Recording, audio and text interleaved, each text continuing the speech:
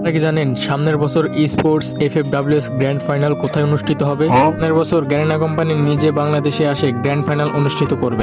আর আরেকটা বিষয় হলো, বাংলাদেশ ব্যতীত অন্য কোনো টিম এখানে পার্টিসিপেট করতে পারবে না। বর্তমান সময়ে বাংলাদেশে এত পরিমাণ স্পোর্টস প্লেয়ার বের হয়েছে যা অন্য কোনো দেশে এখনো বের হয়। গ্যারেনা কোম্পানি ডিসাইড করছে যে অন্যান্য টিম বাদ দিয়ে বাংলাদেশের মধ্যে স্পোর্টস গ্র্যান্ড ফাইনাল অনুষ্ঠিত করবে। Red ox, BD top one, তারপরে আরসি, ডিকে এগুলো চান্স পাবে কিনা তাও সন্দেহ আছে।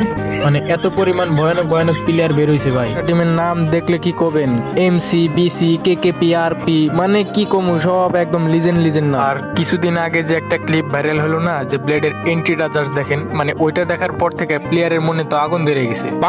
একজনে M590 ছাড়া, মানে ওয়ান শটার ছাড়া তো কেউ চালাই না। ওয়ান শটার না পারলেও ওয়ান শটার থাকবোই, হারুক আর জিতো।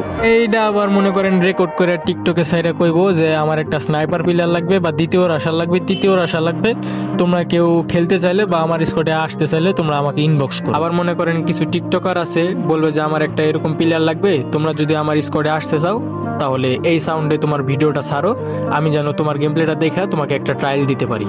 এই জন্য মূলত গ্যারেনা কোম্পানি চিন্তা করছে যে বাংলাদেশে এত পরিমাণ স্কোয়াড বেরিয়েছে, অন্যান্য টিমে কোনো আর জায়গা হবে না। লেগে ভাই আমি ডিসাইড করছি আমিও একটা স্কোয়াড বানাবো। স্কোয়াডের নাম দিমো একটা, যাই হোক ওটা পরে দেওয়া যাবো।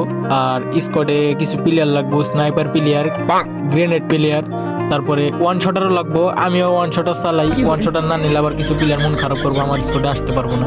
যাই হোক তোমরা